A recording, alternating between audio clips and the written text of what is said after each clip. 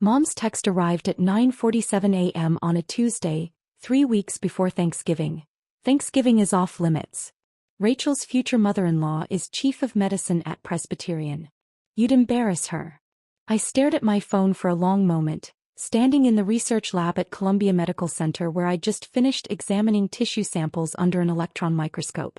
Around me, my team of 12 researchers worked quietly, analyzing data from our latest clinical trial. The breakthrough we'd achieved in regenerative cardiology was going to change how we treated heart disease. The New England Journal of Medicine had fast-tracked our paper for publication in their January issue. I typed back a single word, okay. My phone buzzed immediately. Rachel, my older sister. Thank God you're being reasonable for once. Dr. Catherine Morrison is a huge deal. She runs the entire cardiac department at Presbyterian. David's mother. I can't have you there asking stupid questions about medicine or whatever. I looked at the framed degree on my lab wall. Doctor of Medicine from Johns Hopkins. PhD in Molecular Biology from Stanford. Board certification in cardiology. 7 years of residency and fellowship. 14 published papers in peer-reviewed journals. I understand, I replied. David and I are getting engaged at Thanksgiving. His mother is making the announcement. This is my moment, Sarah. I need everything perfect. Congratulations. Just stay home. Watch football or something. Mom and Dad agree it's better this way. I set my phone down and returned to my microscope. Through the lens, I could see the cardiac cells we'd regenerated using our novel stem cell protocol. Cells that shouldn't exist, growing in petri dishes because my team had figured out what everyone said was impossible. My research assistant, Kevin, approached with a tablet. Dr. Chin, the conference organizers confirmed your presentation slot. November 26, 2 p.m. Grand Ballroom. They're expecting over 2,000 attendees. The American College of Cardiology's annual research symposium. The most prestigious gathering in our field. I'd been invited to present our breakthrough findings on cardiac tissue regeneration. The keynote speaker was listed as Dr. Catherine Morrison, Chief of Cardiac Medicine at Presbyterian Hospital, presenting on the future of interventional cardiology. Thank you, Kevin, I said quietly. Make sure the presentation slides include the latest data from the Phase 2 trial results. Already done. Dr. Morrison's team actually cited your work in their recent paper on minimally invasive procedures. I saw that. Have you met her? Not yet. I hadn't mentioned that Dr. Catherine Morrison was about to become my sister's mother-in-law. Or that my family had no idea I was a doctor, let alone a researcher whose work was reshaping cardiac medicine. They'd stopped asking about my life years ago. My relationship with my family had always been defined by a simple hierarchy. Rachel was the golden child and I was the complicated one. Rachel had followed the expected path. Pretty, popular college degree in communications, job in pharmaceutical sales that paid well and required minimal expertise. At 31, she dated a succession of appropriate men with good jobs and better connections. David Morrison was her crowning achievement. 34, investment banker at Goldman Sachs, $800,000 annual salary, family legacy at Princeton. His mother ran cardiac medicine at one of the nation's top hospitals. His father was a senior partner at a white shoe law firm. The Morrison name opened doors across Manhattan's elite circles. I'd taken a different route. At 18, I'd been accepted to Johns Hopkins for pre-med with a full scholarship. Medical school? Mom had said, her voice uncertain. That's so many years, Sarah. What if you want to get married? I'd gone anyway. 4 years of medical school, 3 years of internal medicine residency, 4 years of cardiology fellowship, all while publishing research that caught the attention of the National Institutes of Health. At 33, I was an attending physician and director of regenerative cardiac research at Columbia Medical Center, leading a team that had just completed a clinical trial showing we could regenerate damaged heart tissue using modified stem cells. My parents had attended none of it. Not my medical school graduation. Not my residency completion. Not the awards ceremony where I'd received the Young Investigator Award from the American Heart Association. We saw the announcement in the alumni magazine, Dad had said once. Very impressive, dear. Though we weren't quite sure what it all meant. Rachel had been more direct. You're a doctor? Like a real doctor? She'd sounded almost offended. When did this happen? 7 years ago when I finished residency. And you never mentioned it? I'd mentioned it dozens of times. They'd never absorbed the information, too focused on Rachel's latest boyfriend or her promotion to senior sales representative. 3 years ago, I'd bought a brownstone in the Upper West Side for $4.2 million. Cash from my NIH grants, speaking fees and consulting work. I'd mentioned it at Christmas dinner. That's nice, dear, Mom had said. Rachel, tell us more about the condo David is looking at in Tribeca. I'd stopped sharing after that. My practice at Columbia generated a comfortable income. $450,000 in clinical salary plus research funding and consulting fees that pushed my annual earnings over $700,000. But the money wasn't the point. The point was the work. The research. The patients whose lives changed because my team had figured out how to regenerate cardiac tissue that every textbook said couldn't regenerate. Last month, a 63-year-old man with severe heart failure had walked out of the hospital after our experimental treatment. His ejection fraction had improved from 22% to 48%. He could climb stairs again. Play with his grandchildren. Life. That same week, Rachel had called to tell me about the engagement ring David was designing. 3 carats, Sarah. Flawless. His mother knows the jeweler personally. That's wonderful, I'd said, reviewing clinical data while she talked. His mother is so impressive. She runs the entire cardiac department at Presbyterian. Do you even understand how prestigious that is? I'd looked at the email from Dr. Morrison's office on my screen, requesting to cite my research in her upcoming keynote presentation at the ACC symposium. I can imagine, I'd said. The weeks before Thanksgiving passed in a blur of research and clinical work. My team finalized data analysis for our New England Journal paper. I saw patients in my clinic, post-surgical follow-ups, second opinions, complex cases referred from other cardiologists. I prepared my presentation for the ACC symposium, condensing 3 years of breakthrough research into a 20-minute talk. My mother called once. Just confirming you're not coming to Thanksgiving. I'll be working. On Thanksgiving? Medical research doesn't stop for holidays, Mom. Well, it's probably better anyway. Catherine Morrison is very sophisticated. She summered in the Hamptons, winters in Aspen. I'm not sure you'd have much to talk about. I almost laughed. Dr. Catherine Morrison and I had plenty to talk about. Cardiac tissue regeneration protocols, stem cell differentiation mechanisms, clinical trial design, the future of regenerative medicine. We'd been corresponding via email for 6 months, ever since she'd read my preliminary findings in the Journal of the American College of Cardiology. I'm sure you're right, I said. Rachel called the next day. David's mother wants to meet the whole family at Thanksgiving. She's very particular about who David associates with. Family connections matter to her. I'm sure they do. So you understand why we can't have you there. No offense, Sarah, but you're not really impressive in that world, you know? You work at a hospital or something, right? Something like that. Right. Well, Catherine needs to see that David is marrying into a quality family. Dad's company, Mom's volunteer work, our social connections. You'd raise questions we don't want to answer. Understood. Thanks for being cool about this. I knew you'd understand. She hung up. I looked at the plaque on my wall. Distinguished Investigator Award, National Institutes of Health 2023. In recognition of groundbreaking contributions to cardiac regenerative medicine. November 26th arrived cold and clear. The ACC symposium was being held at the New York Hilton Midtown, 18 blocks from my brownstone. I dressed carefully that morning. Navy blue suit from Theory, cream silk blouse, Manolo Blahnik heels. Professional, polished, authoritative. My dark hair pulled back in a French twist. The jade earrings my grandmother had given me before she died. I'd been wearing these earrings the day she told me, "Don't let anyone make you small, Sarah. Especially not family." The symposium started at 8 a.m. I arrived early, picking up my presenter credentials and reviewing the schedule. Dr. Morrison's keynote was at 10 a.m. My presentation was at 2 p.m. The organizers had placed me in the grand ballroom, the same venue as the keynote, an honor reserved for the most significant presentations. At 9:30 I settled into a seat in the front row of the grand ballroom. Around me, cardiologists from across the country filled the seats. Department chairs, researchers, clinical directors. The energy was electric. Dr. Morrison's keynotes were legendary in our field. My phone buzzed. Wait. Having the best Thanksgiving prep day. Catherine took me to her club for lunch. So elegant. She's wearing Chanel. Mom is dying of jealousy. I silenced my phone. At precisely 10 a.m. the lights dimmed.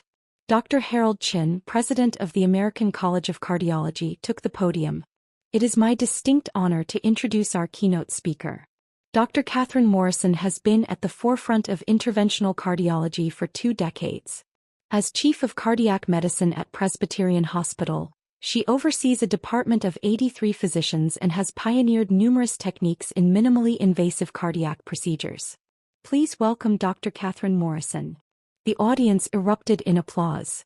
I joined them, watching as a tall woman in her late 50s walked onto the stage. Silver hair cut in a precise bob, black suit that probably cost more than most people's monthly rent, presence that commanded immediate attention. She looked exactly like her professional photos, but more formidable in person. "Thank you," Dr. Morrison said, her voice clear and confident. "Today I want to discuss the future of cardiac medicine, particularly the extraordinary developments in regenerative cardiology that are transforming how we approach heart disease." She clicked to her first slide, a diagram of cardiac tissue structure. For decades we believed damaged cardiac tissue was permanent. A heart attack destroyed cells, left scars, reduced function forever. We managed symptoms, but we couldn't heal the underlying damage. She paused. That belief was wrong. Next slide. A microscopic image of regenerated cardiac cells. My cells. From my research.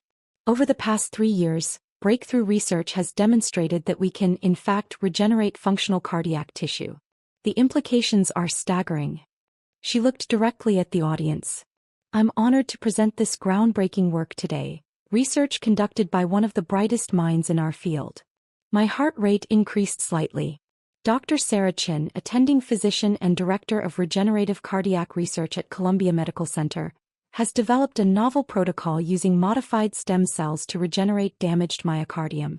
Her Phase 2 clinical trial results, published last month in the Journal of the American College of Cardiology, show a 43% improvement in ejection fraction among patients with severe heart failure. She clicked to the next slide. My published data, my graphs, my name prominently displayed. 43% improvement. In patients who had exhausted all other options. Patients we would have listed for transplant or sent home to die. Dr. Chen's work is quite literally saving lives. The audience murmured, impressed. I sat very still. I've had the privilege of corresponding with Dr. Chin over the past 6 months, reviewing her protocols, discussing her methodology.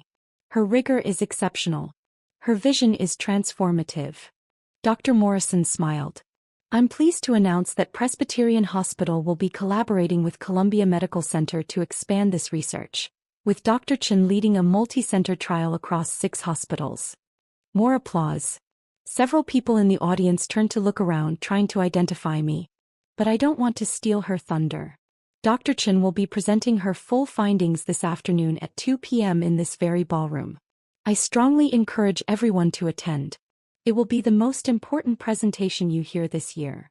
She paused, scanning the front row. In fact, I believe Dr. Chin is here now. Sarah, would you stand? Every eye in the room turned toward the front row. I stood slowly, turning to face the audience. 2,000 cardiologists looked back at me. "There she is," Dr. Morrison said warmly. "The future of cardiac medicine. Give her the recognition she deserves." The applause was thunderous. I nodded once, then sat back down, my face carefully composed despite my racing heart. Dr. Morrison continued her keynote, spending the next 40 minutes discussing her own work in interventional procedures and how it would integrate with regenerative approaches. She cited my research 6 more times, each citation more effusive than the last. When the keynote ended, I was immediately surrounded by colleagues wanting to discuss my findings. Department chairs from Johns Hopkins, Stanford, Mayo Clinic. Researchers from NIH, pharmaceutical executives interested in clinical applications. I spent 30 minutes answering questions, exchanging cards, scheduling follow-up discussions. Finally, I extracted myself and headed toward the exit, needing coffee before my own presentation. "Dr. Chin." I turned. Dr. Catherine Morrison stood behind me, smiling warmly. I wanted to introduce myself properly, she said, extending her hand. Catherine Morrison. I'm a huge admirer of your work. I shook her hand. The admiration is mutual, Dr. Morrison. Your minimally invasive protocols are brilliant. Please call me Catherine. She gestured toward the hallway. Walk with me. I'd love to discuss the collaboration in more detail. We walked together toward the conference coffee lounge, discussing research protocols, trial design, patient selection criteria. She was sharp, incisive, pushing me on methodology in ways that made me refine my thinking. This was a woman who had climbed to the top of a male-dominated field through sheer excellence. Your trial results are even more impressive than the published data suggested, Catherine said. The patient outcomes in your supplementary materials, remarkable. Thank you. We're still optimizing the protocol, but the core approach is sound. How long have you been at Columbia? 7 years. 3 in fellowship, 4 as attending. Hopkins for medical school? Yes. Stanford for my PhD. She smiled. Impressive credentials. Though clearly the work speaks louder than the degrees. She paused as we reached the coffee station. Are you presenting alone this afternoon, or will your team be joining you? Alone.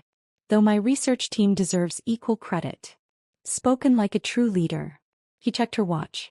I have a lunch meeting with the hospital board, but I'll be back for your presentation. Wouldn't miss it. We shook hands again and she left. I poured coffee and found a quiet corner to review my presentation slides one final time. My phone had 17 missed calls. All from my family. I didn't check the voicemails. At 1:45 p.m. I returned to the grand ballroom. It was packed. Every seat filled, people standing along the walls. Word had spread about the keynote's emphasis on my research. This was the audience that would determine whether my work was accepted as legitimate breakthrough science or dismissed as preliminary findings needing further validation. At 1:55 p.m., Dr. Harold Chen found me backstage. Dr. Chen, we've had to open the overflow rooms. We're expecting over 3,000 attendees for your presentation. It's unprecedented for a research talk. No pressure, I said, allowing myself a small smile. Catherine Morrison singing your praises helped. But your data stands on its own merit. Good luck. At 2 p.m. precisely, I walked onto the stage. The applause was immediate and sustained. I stood at the podium, looking out at 3,000 of the world's leading cardiologists. Somewhere in that audience was Catherine Morrison, future mother-in-law to my sister, who had no idea I was a doctor. Thank you, I said, waiting for silence. I'm Dr. Sarah Chin, and I'm here to discuss how we've solved a problem that's challenged cardiac medicine for a century: how to regenerate damaged heart tissue. I clicked to my first slide. For the next 20 minutes, I presented our breakthrough: the modified stem cell protocol, the differentiation mechanisms we'd discovered, the clinical trial showing 43% improvement in cardiac function, the patients who could breathe again, walk again, live again. The audience was rapt. No one checked their phones. No one whispered to colleagues. They were watching the future of their field unfold in real time. When I finished, the applause lasted 2 full minutes. Then came the questions, technical, probing, excited. I answered each one precisely, my years of research allowing me to address even the most complex challenges to our methodology. Finally, Dr. Harold Chen stood. I think I speak for everyone when I say this is the most significant advancement in cardiac medicine we've seen in decades. Dr. Chen, thank you for this extraordinary work. More applause. As I left the stage, Catherine Morrison was waiting. Brilliant, she said simply. Absolutely brilliant. I want to schedule a meeting next week to discuss the multi-center trial in detail. Can you come to Presbyterian? Of course. Wonderful. My assistant will coordinate with yours. She smiled. I'm hosting Thanksgiving dinner tomorrow at my home in Westchester. Small gathering, just family and a few close colleagues. I'd love to have you join us. We could continue the discussion in a more relaxed setting. I'd been expecting something, but not this. That's very generous, I said carefully. Are you sure? I wouldn't want to intrude on a family holiday. Nonsense. My son David is getting engaged tomorrow. He's marrying a lovely young woman named Rachel Anderson. Her family will be there, of course. But I always invite a few colleagues to these gatherings. The conversation is better. She touched my arm lightly. Please come. I insist. 6 p.m. I'll text you the address. Rachel Anderson. My sister. I'll be there, I heard myself say. Catherine smiled. Excellent. Fair warning. Rachel's family is lovely but not particularly medically inclined. You might need to explain what you do in simpler terms. I'm used to that. She left to catch her train back to Westchester. I stood in the empty ballroom processing what had just happened. My phone buzzed. 23 missed calls now. 12 voicemails. 47 text messages. I opened my sister's texts first. Where are you? Said you're not coming to Thanksgiving.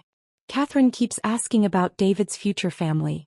She wants to know if he has cousins who are accomplished. We're telling her you live in California and couldn't make it. Do not show up tomorrow. I'm serious, Sarah. I looked at the last message sent 15 minutes ago. Catherine just called. She invited someone to Thanksgiving. Some doctor she met at a conference. This is MY Day and she's bringing a colleague? I'm so pissed. I silenced my phone and gathered my materials. Thanksgiving Day I dressed with care. Burgundy dress from Armani, simple but elegant. Black heels. Hair down, professional makeup. The jade earrings. I arrived at Catherine Morrison's estate in Westchester at exactly 6 p.m. The house was stunning. A sprawling colonial on 5 acres, warm lights spilling from every window. Cars lined the circular driveway. A Mercedes, a BMW, a Lexus and, I noted with grim amusement, my father's 10-year-old Camry, looking out of place among the luxury vehicles. The front door opened before I could knock. A housekeeper in formal attire smiled. Dr. Chin? Dr. Morrison is expecting you. May I take your coat? I handed over my cashmere coat and followed her inside. The home was beautifully appointed, antique furniture, original artwork, the kind of understated wealth that comes from old money and good taste. Voices drifted from the living room, along with the sound of champagne glasses clinking. Catherine appeared in the hallway wearing an elegant cream pantsuit. Sarah. So glad you could make it. She took my arm warmly. Come meet everyone. Fair warning. The conversation has been a bit surface level so far. You'll be a breath of fresh air. We entered a large living room where about 15 people mingled with cocktails. I saw my family immediately. Mom and Dad stood near the fireplace, looking simultaneously thrilled to be in this home and terrified of saying the wrong thing. Mom wore a department store dress she'd probably bought specifically for this occasion, fingering her champagne flute nervously. Rachel stood across the room in a tight red dress, her arm through David's. David Morrison looked exactly like his photos. Tall, handsome in a generic way, wearing confidence like an expensive watch. He was in mid-story making several guests laugh. None of them had seen me yet. Everyone, Catherine announced, her voice cutting through the chatter. I'd like to introduce a very special guest. This is Dr. Sarah Chin, attending physician and director of regenerative cardiac research at Columbia Medical Center. The room turned toward us. I watched my family's faces in sequence. Dad first, confusion, then recognition, then something like shock. Mom, eyes widening, champagne glass frozen halfway to her lips. Rachel, her face going through a remarkable transformation. Confusion. Recognition. Disbelief. The champagne glass slipped from her fingers. It shattered on Catherine's hardwood floor, crystal fragments and golden liquid spreading across the wood. The room went silent. Oh my God, Rachel whispered. I'm so sorry, she said louder, looking at Catherine, her voice high and panicked. I'm so sorry, I'll clean it up, I don't know what happened. It's fine, Catherine said smoothly, gesturing to the housekeeper. Accidents happen. Sarah, let me get you a drink. What would you like? White wine, thank you. As Catherine guided me toward the bar, I heard my mother's sharp whisper, what is she doing here? And my father's urgent response, how is she a doctor? David approached us at the bar, extending his hand with practiced charm. Dr. Chin, I'm David Morrison. My mother has been raving about your research all day. I shook his hand. Nice to meet you, David. I have to admit, I don't usually understand half of what my mother discusses about medicine. But even I could tell your presentation was something special. She showed me the video. 43% improvement in cardiac function? That's incredible. Thank you. David. Rachel appeared at his elbow, her face still pale, her smile brittle. This is This is my sister. David's expression went blank. Your sister. Sarah. My younger sister. From California. Rachel's voice was desperate, trying to maintain the lie even as it crumbled around her. Sarah doesn't live in California, my mother said, appearing behind them. She lives in New York. We thought. She trailed off, unable to articulate what they'd thought. Catherine looked between us, understanding dawning. Sarah's your sister? Rachel, you never mentioned your sister was a physician. I didn't, she never. Rachel floundered. She never told you? Catherine's voice was carefully neutral, but her eyes were sharp, reassessing. We haven't been particularly close, I said quietly, sparing Rachel the complete humiliation. My fault. I've been focused on my research. It was a lie. A kindness I wasn't sure Rachel deserved but gave anyway. Catherine studied me for a moment, then nodded slowly. Well, this is a lovely surprise. David, you never mentioned your fiancé's sister was in medicine. I didn't know, David said, looking at Rachel with something between confusion and irritation. Rachel said her sister worked in California doing something with hospitals? I work at a hospital, I confirmed. Columbia Medical Center. As a director, Catherine added. And an attending physician. And a published researcher who's revolutionizing cardiac medicine. He turned to my parents. You must be so proud. My father opened his mouth, closed it, opened it again. We are. Very proud. Sarah is so modest she never really explained the full scope of her work.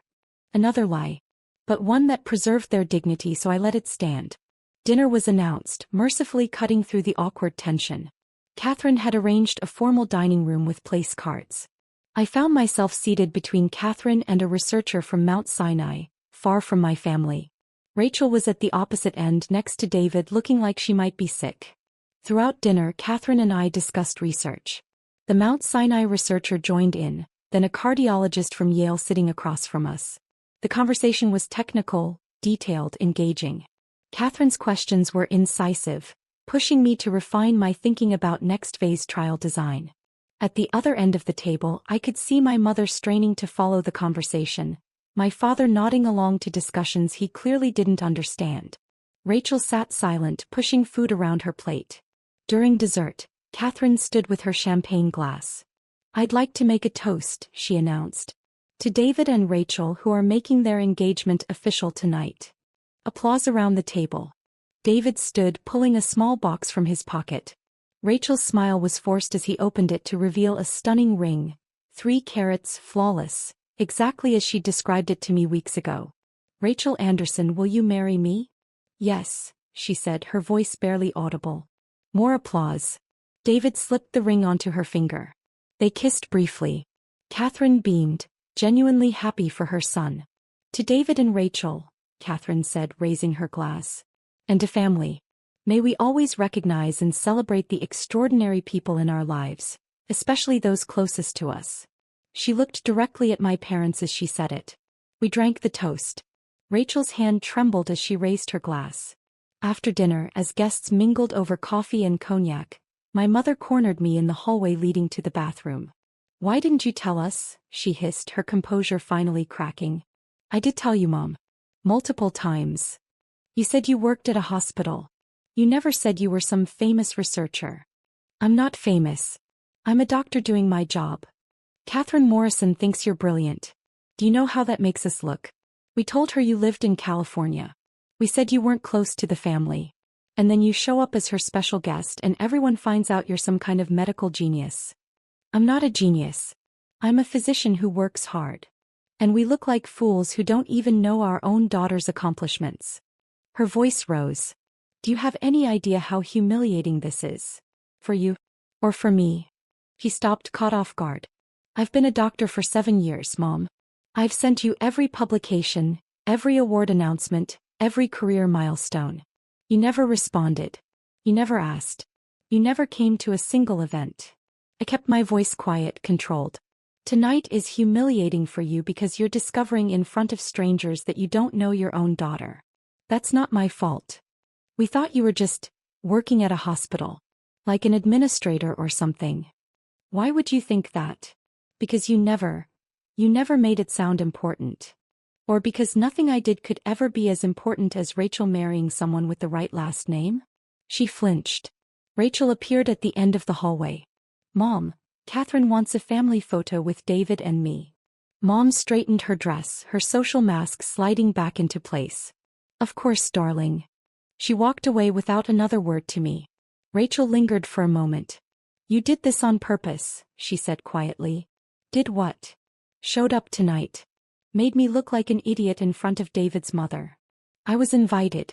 I accepted. I didn't even know you'd be here until Catherine mentioned it. Bullshit. You knew exactly what you were doing. Rachel, I have spent 7 years building a career while you planned charity luncheons and dated investment bankers. I didn't do any of it to embarrass you. I did it because I wanted to save lives. I met her eyes. If you feel embarrassed, that's about your own insecurity, not my success. Her face flushed red. David's mother thinks I lied to him about you. You did lie to him about me. Because I didn't know. You never told us you were some big deal doctor. I told you I was a doctor. You never asked what kind or where I worked or what I did. You weren't interested. Why should I have to ask? Normal people just tell their families important things. I tried. For years. You weren't listening. She stared at me for a long moment, tears threatening. This was supposed to be my night. My engagement. My moment. It still is. Catherine is waiting for a photo with you. You ruined it. No, Rachel. I just showed up. The rest was already there. She left, her heels clicking sharply against the hardwood. I stood alone in the hallway for a moment, then returned to the living room. The evening wound down around 10 p.m. Guests began making their departures. I found my coat and was saying goodbye to Catherine when David approached with Rachel beside him. Dr. Chin, he said formally. I wanted to apologize. I should have made more effort to know Rachel's family before tonight.